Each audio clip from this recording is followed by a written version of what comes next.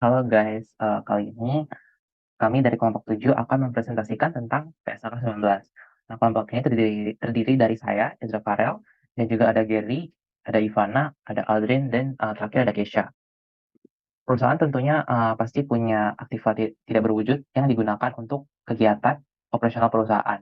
Nah, aset tidak berwujud ini didefinisikan dalam paragraf 8 PSAK 19 adalah aset non-moneter yang dapat diidentifikasi dan tidak mempunyai wujud fisik serta dimiliki dalam menghasilkan atau menyerahkan barang atau jasa, disewakan kepada pihak lain, atau untuk tujuan administrasi. Nah, aktivitas tidak berwujud ini juga memerlukan standar akuntansi. Nah, disitulah mengapa adanya PSAK 19 untuk memberi penjelasan terkait dengan pengakuan, pengukuran, serta pengungkapan dan penyajian dalam laporan keuangan. Nah, tujuan untuk PSAK 19 sendiri itu, yang pertama itu mengatur perlakuan akuntansi untuk aset tak berwujud yang tidak diatur secara khusus dalam PSAK lain.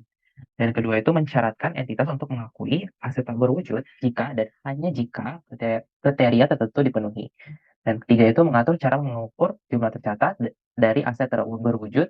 Dan terakhir itu menentukan pengungkapan yang disyaratkan tentang aset tak berwujud. Nah, selanjutnya adalah ruang lingkup untuk PSAK 19. Nah, yang pertama itu yang dikecualikan dalam akuntansi untuk aset tak berwujud. Nah, untuk aset tak berwujud yang diterapkan dalam akuntansi untuk aset tak berwujud yaitu mengecualikan kalau itu yang pertama itu ada aset tak berwujud yang diatur oleh pernyataan lain, terus ada juga aset keuangan sebagaimana didefinisikan dalam PSAK 50 yaitu instrumen keuangan, penyajian, dan juga ada juga pengeluaran atas pengembangan dan ekstraksi mineral, minyak, gas alam, dan sumber daya tidak dapat diperbarui lainnya. Yang selanjutnya itu jika pernyataan lain telah mengatur jenis aset berwujud spesifik, maka entitas menerapkan pernyataan tersebut. Sebagai contoh itu yang pertama, aset tak berwujud yang dimiliki untuk dijual oleh entitas dalam kegiatan usaha normal, yaitu diatur dalam PSAK 14, persediaan, dan PSAK 34, kontrak konstruksi. Ada juga sewa yang diatur oleh PSAK 30, dan juga ada aset keuangan dan goodwill. Selanjutnya itu beberapa jenis aset tak berwujud dapat dimuatkan dalam atau pada sesuatu yang bersifat fisik. Seperti yang pertama itu ada compact disk dalam kasus piranti lunak komputer. Terus yang selanjutnya itu ada dokumentasi hukum dalam kasus lisensi atau paten. Dan terakhir film. Nah, PSAK 19 ini juga dapat diterapkan pula pada antara lain, misalnya pengeluaran iklan, pelatihan, perintisan usaha, penelitian dan pengembangan, dan juga sewa pembiayaan. Untuk dapat disebut sebagai aset tak berwujud, aset itu harus dapat memenuhi kriteria, yaitu ada 3, yaitu keteridentifikasian, pengendalian, dan juga manfaat ekonomi. Suatu aset itu dikatakan teridentifikasi jika yang pertama itu dapat dipisahkan, yaitu dapat dipisahkan atau dibedakan dari entitas dan dijual, dialihkan, dilisensikan, disewakan, atau ditukarkan, baik secara individual atau bersama dengan kontrak terkait. Nah, aset teridentifikasi atau liabilitas teridentifikasi terlepas apakah entitas memiliki intensi untuk melakukan hal tersebut atau timbul dari hak kontraktual atau hak hukum lain, terlepas apakah hak tersebut dapat dialihkan atau dipisahkan dari entitas atau dari hak dan kewajiban lain. Selanjutnya pengendalian. Entitas mengendalikan aset jika entitas tersebut memiliki kemampuan untuk memperoleh manfaat ekonomi masa depan yang timbul dari aset tersebut dan dapat membatasi akses pihak lain dalam memperoleh manfaat ekonomi tersebut. Nah, kemampuan entitas untuk mengendalikan manfaat ekonomi masa depan dari suatu aset tak berwujud biasanya itu timbul dari hak hukum yang dapat dipaksakan dalam pengadilan. Terakhir itu manfaat ekonomi masa depan yang timbul. Dari aset yang tak berwujud dapat mencakup pendapatan dari penjualan barang atau jasa atau manfaat lain yang berasal dari penggunaan aset oleh entitas. Selanjutnya itu pengakuan dan pengukuran. Nah, aset tak berwujud itu diakui jika dan hanya jika kemungkinan besar entitas akan memperoleh manfaat ekonomi masa depan dari aset tersebut dan biaya perolehan aset tersebut dapat diukur secara handal. Nah, dalam menilai kemungkinan adanya manfaat ekonomi masa depan, nah entitas itu menggunakan asumsi rasional dan dapat dipertanggungjawabkan yang merepresentasikan estimasi terbaik manajemen atas kondisi ekonomi yang berlaku sepanjang umur manfaat aset tersebut. Selanjutnya itu perolehan terpisah. Dalam PSAK 22 mengenai kombinasi bisnis, jika sebuah perusahaan mengakuisisi aset tak berwujud dalam kombinasi bisnis, biaya perolehan tak berwujud tersebut adalah nilai wajar pada tanggal akuisisi. Pada tanggal akuisisi, pihak yang melakukan akuisisi mengakui aset tak berwujud dari pihak yang diakuisisi secara terpisah dari goodwill. Terlepas apakah aset tersebut telah diakui atau belum diakui oleh pihak yang diakuisisi sebelum kombinasi bisnis. Hal ini berarti bahwa pihak yang melakukan akuisisi mengakui aset tak berwujud secara terpisah dari goodwill jika terdapat proyek penelitian dan pengembangan yang sedang dilakukan oleh pihak yang diakuisisi pada saat akuisisi. Asalkan proyek tersebut itu memenuhi definisi aset tak berwujud. Nah, proyek penelitian dan pengembangan yang sedang dalam proses oleh pihak yang diakuisisi akan memenuhi kriteria sebagai aset tak berwujud jika memenuhi definisi aset dan dapat diidentifikasi, yaitu dapat dipisahkan atau timbul dari hak kontraktual atau hak hukum lainnya. Nah, contoh biaya yang dapat didistribusi secara langsung adalah yang pertama itu biaya imbalan kerja yang timbul secara langsung kita akan membawa aset dalam kondisi siap digunakan. Kedua ada fee profesional, dan ketiga itu biaya untuk menguji fungsi aset. Lalu juga ada contoh dari pengeluaran yang tidak termasuk dalam biaya aset tak berwujud. Yang pertama itu ada biaya pengenalan produk atau jasa baru, kedua biaya penyelenggaraan bisnis di lokasi atau pelanggan baru, dan terakhir biaya administrasi dan biaya overhead umum lainnya. Selanjutnya itu akuisisi sebagai bagian dari kombinasi bisnis.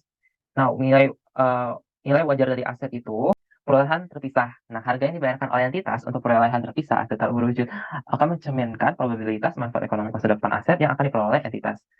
Nah, entitas itu memperkirakan adanya arus kas masuk manfaat ekonomi, bahkan jika misalnya ada ketidakpastian tentang waktu dan jumlah arus masuk tersebut. Nah, biaya aset tak berwujud yang diperoleh secara terpisah biasanya dapat diukur secara andal.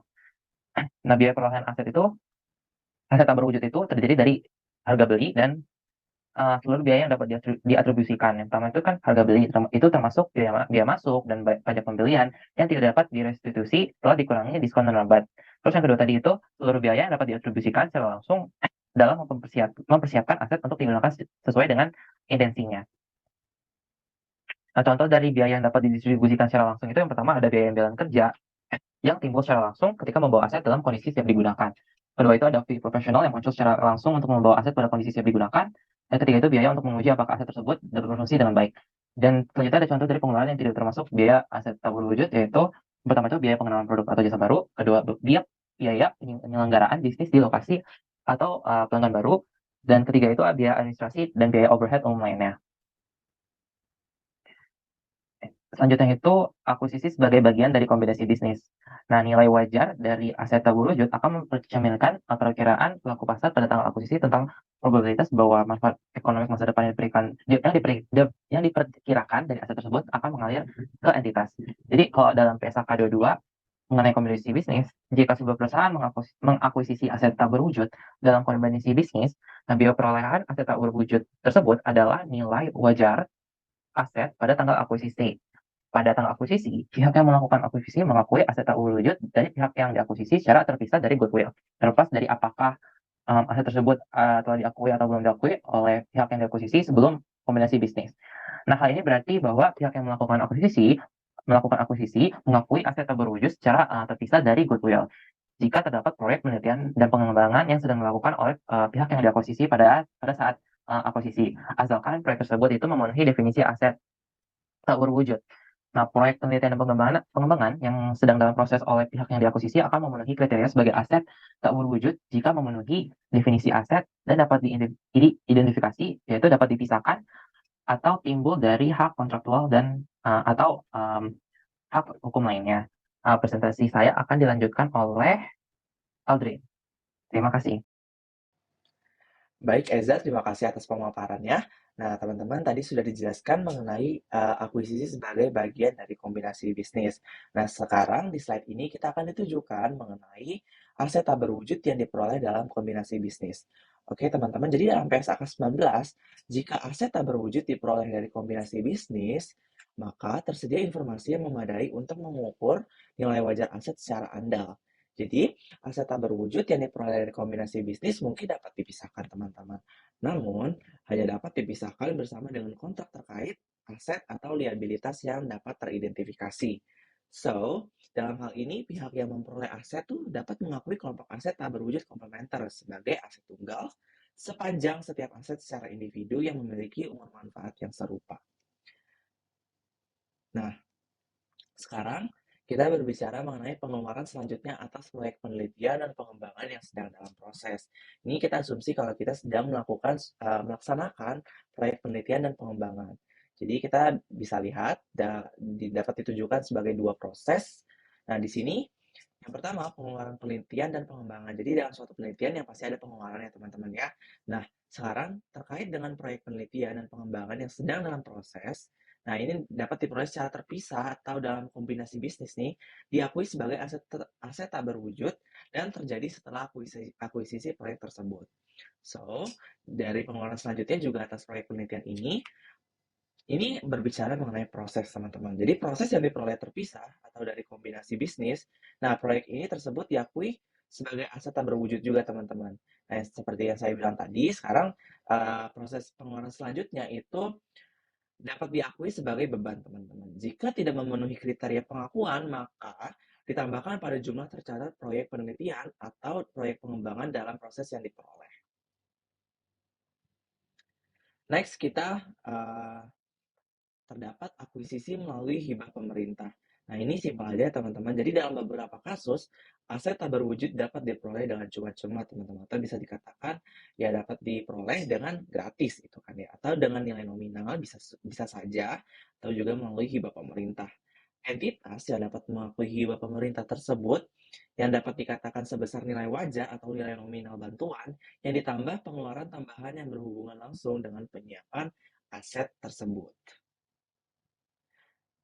Next, nah tadi kan udah ngomongin aset, sekarang kita berbicara mengenai pertukaran aset, teman-teman. Nah, jadi di sini terdapat dua opsi, jadi bukan opsi ya teman-teman, sebenarnya dua penjelasan, sorry. Jadi yang pertama adalah suatu pengakuan. Nah, jadi dalam PSAK 19 memerlukan pengakuan pertukaran aset non-moneter berdasarkan nilai wajar aset yang diterima atau nilai wajar aset yang diberikan. Tergantung teman-teman pada mana yang dapat diandalkan dan juga memerlukan pengungkapan yang memadai mengenai pertukaran aset, termasuk informasi mengenai aset yang diterima atau diberikan. Nah, sekarang ke sistem pertukaran. Nah, yang berbicara dengan pertukaran aset, jadi ada dua tipe, pertukaran aset identik atau pertukaran aset dengan nilai wajar yang tak terkendali. Jika pertukaran aset melibatkan aset identik. Nah, ini kita ngomongin tentang aset identik, teman-teman. Yaitu pertukaran aset yang secara substansial sama, maka pengakuan dan pengukuran yang dapat didasarkan pada nilai buku aset yang diberikan itu juga identik sama, teman-teman. Nah, sedangkan kalau nilai wajar yang tak terkendali, PSAK 19 ini menyediakan panduan tentang pengakuan dan pengukuran yang sesuai dalam situasi, gitu teman-teman. Jadi ngeliat sitkon aja sih kalau dalam pertukaran aset ini dalam sistem pertukaran, teman-teman.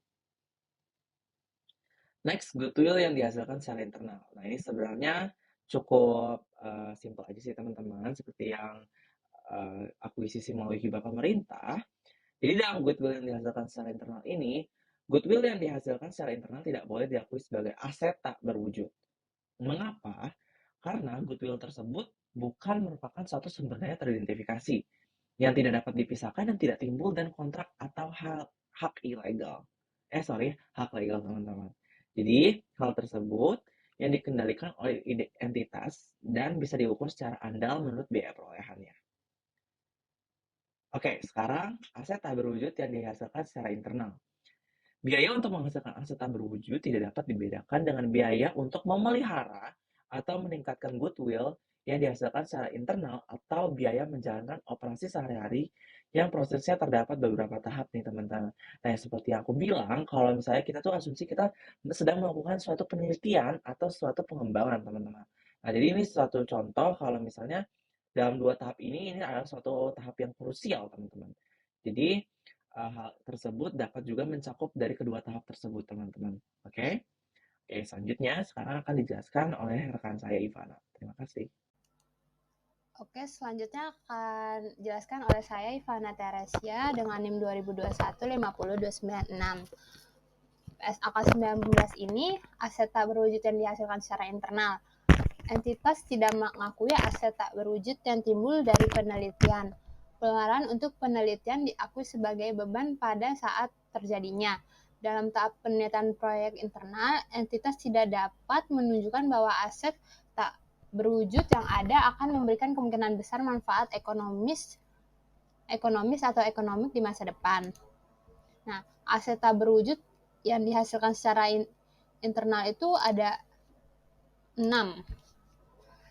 Dalam tahap pengembangannya itu aset tak berwujud yang timbul dari pengembangan diakui jika dan hanya jika entitas dapat menunjukkan seluruh hal berikut ini. Yang pertama, kelayakan teknis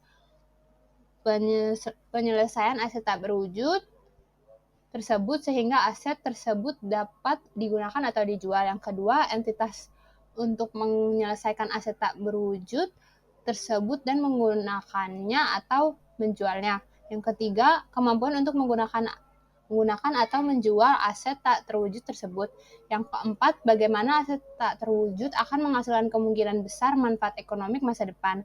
Yang kelima, tersedianya kecukupan sumber daya teknis, keuangan, dan sumber daya lain untuk menyelesaikan pengembangan aset tak berwujud dan untuk menggunakan atau menjual aset tersebut. Yang keenam, kemampuan untuk mengukur secara handal pengeluaran yang dapat diatribusikan terhadap aset tak berwujud selama pengembangannya. Dan ada juga biaya perolehan aset tidak berwujud yang dihasilkan secara internal. Itu biaya perolehan aset tidak berwujud yang dihasilkan secara internal terdiri atas seluruh biaya terkait langsung yang dibutuhkan untuk membuat, menghasilkan, dan mempersiapkan aset tersebut sehingga siap untuk digunakan sesuai dengan cara yang dimaksudkan oleh manajemen.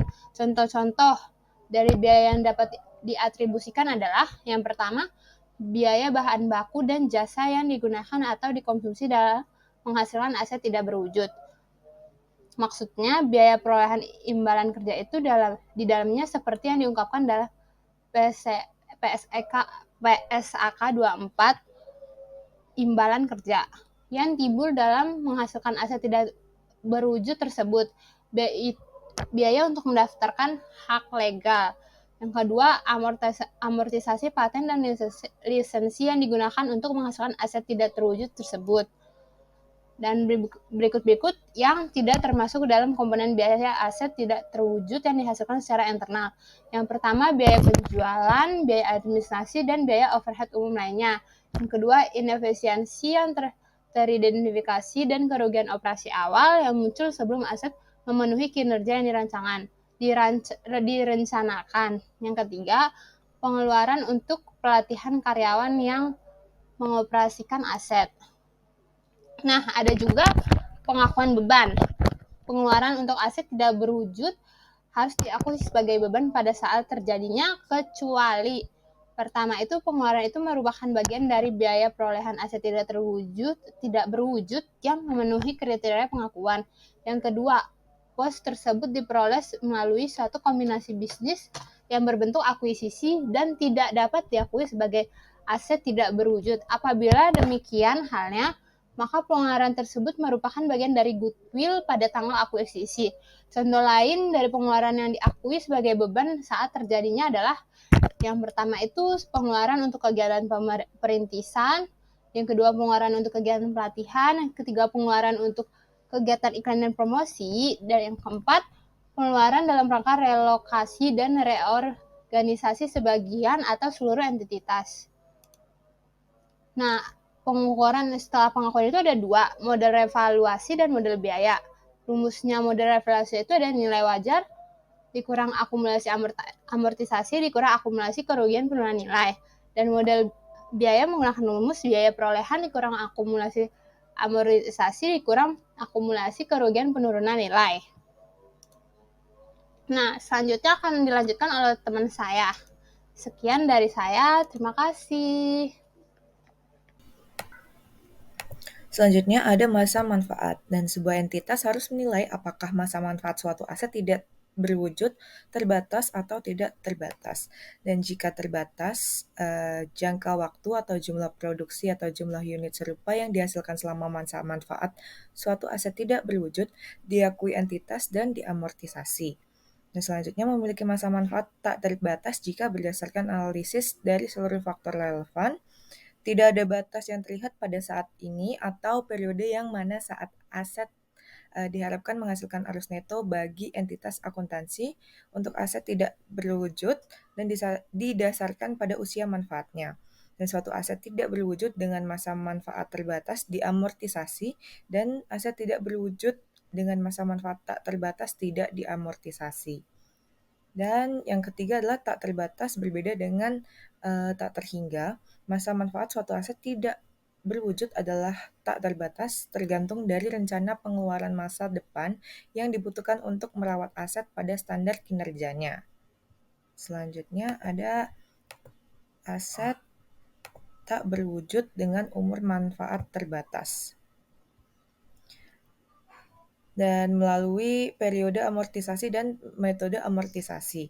Dan jumlah terdepresiasi aset tak berwujud dengan umur manfaat terbatas dialokasikan secara sistematis selama umur manfaatnya.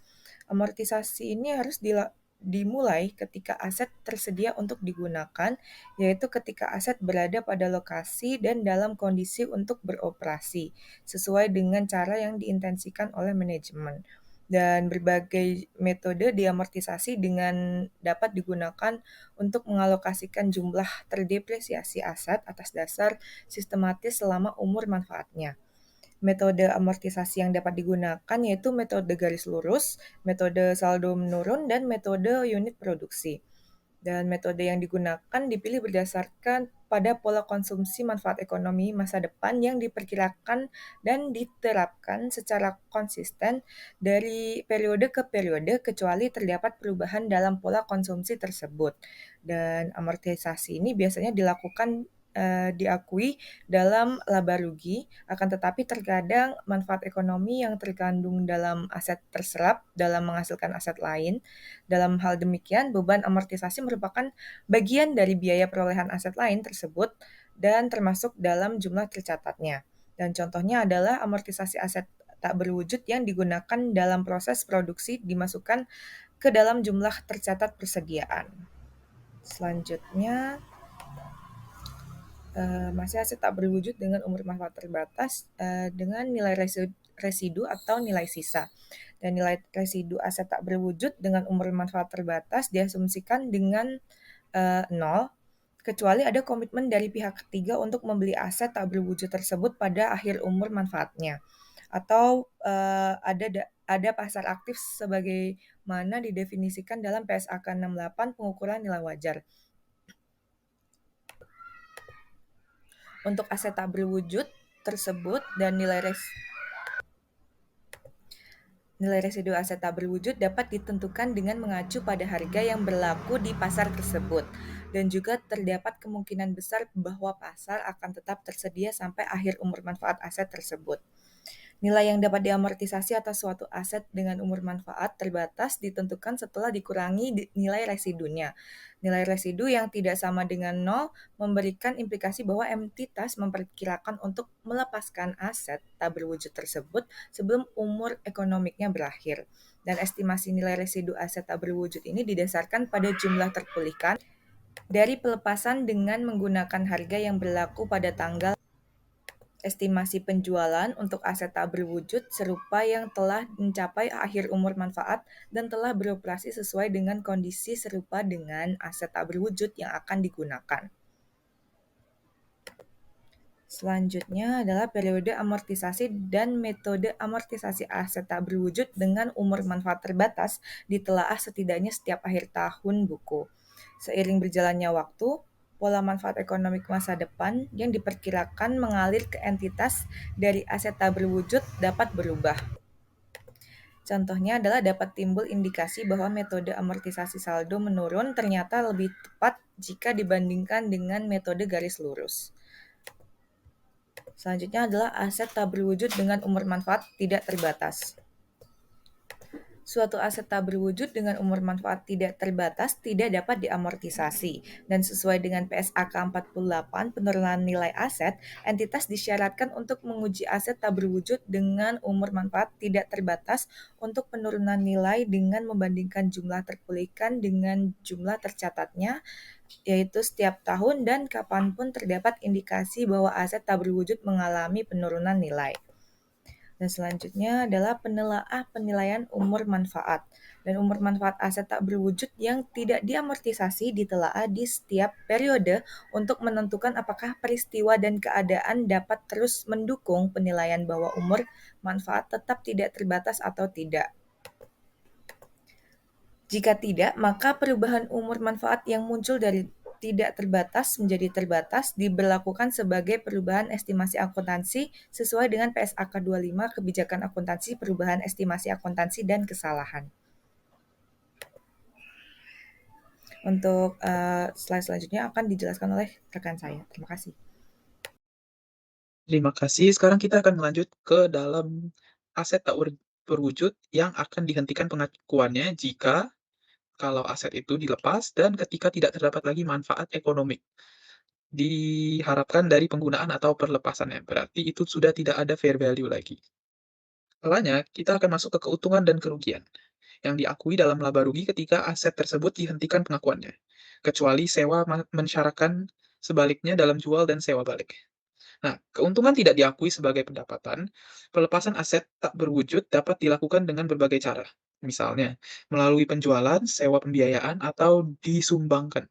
Dalam menentukan tanggal pelepasan aset seperti itu, entitas atau bisnis menerapkan kriteria dalam PSAK 23, pendapatan untuk mengakui pendapatan dari penjualan barang yang mungkin berwujud. Sekarang PSAK 30, sewa diterapkan untuk pelepasan dengan cara transaksi jual dan sewa balik.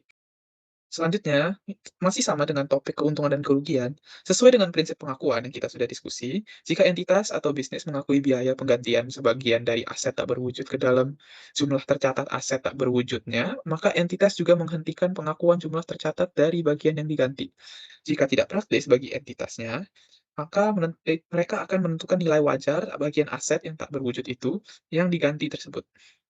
Maka entitas dapat menggunakan biaya penggantian yang tadi sebagai suatu indikasi berapa biaya perolehan dari bagian yang diganti pada saat penggantian tersebut diperoleh atau dihasilkan secara internal. Nah, seperti piutang imbalan pada pelepasan aset tak berwujud diakui awalnya dengan nilai wajarnya. Jika pembayaran untuk aset tak berwujud tersebut ditanggungkan, maka piutang imbalan tersebut diakui secara harga tunainya. Keuntungan antara jumlah nominal imbalan dan harga tunai diakui sebagai pendapatan bunga sesuai dengan PSAK 23, yaitu pendapatan yang mencerminkan hasil efektif atas piutang tersebut. Amortisasi aset tak berwujud dengan umur manfaat terbatas tidak akan berakhir ketika aset tersebut tidak lagi digunakan, kecuali aset tersebut sudah disusutkan seluruhnya atau diklasifikasikan atau dirubah sebagai aset yang dimiliki untuk dijual, atau termasuk dalam kelompok aset lepasan yang diklasifikasikan sebagai aset dimiliki untuk dijual. Sekarang kita akan masuk ke dalam pengungkapan aset tak berwujud. Entitas atau bisnis akan mengungkapkan hal berikut untuk setiap kelas aset yang kita akan bicara setelah ini dengan kriteria umur manfaat, yaitu tidak terbatas atau terbatas, metode amortisasi, jumlah tercatat bruto, dan akumulasi amortisasi. Pos dalam laporan laba rugi dan penghasilan komprehensif lain. Pengungkapan. Yang kelima, masih sama dengan yang tadi, yaitu rekonsiliasi atas jumlah tercatat pada awal dan akhir periode yang menunjukkan. Ini ada penjelasannya, penambahan yang secara terpisah mengindikasikan aset tak berwujud dari pengembangan internal diperoleh secara terpisah dan diperoleh melalui kombinasi bisnis. Aset digolongkan sebagai aset yang dimiliki untuk dijual atau termasuk dalam kelompok aset lepasan dan dikelompokkan sebagai dimiliki untuk dijual sesuai dengan PSAK 58. Aset tidak lancar yang dimiliki untuk dijual dan operasi yang dihentikan, dan penghapusan lainnya. Ketiga, peningkatan atau penurunan selama periode yang berasal dari revaluasi dan dari pengakuan rugi penurunan nilai atau pembalikan dalam penghasilan komprehensif lain sesuai dengan PSAK 48, yaitu penurunan nilai aset. Ini cuma terjadi kalau beneran ada pesusutan. Masih lanjut yang tadi, poin keempat. Rugi penurunan nilai yang diakui dalam rugi laba selama periode sesuai dengan PSAK 48. Kalau ada, dan kalau ada juga rugi penurunan nilai yang dibalik dalam rugi laba selama periode sesuai dengan PSAK 48.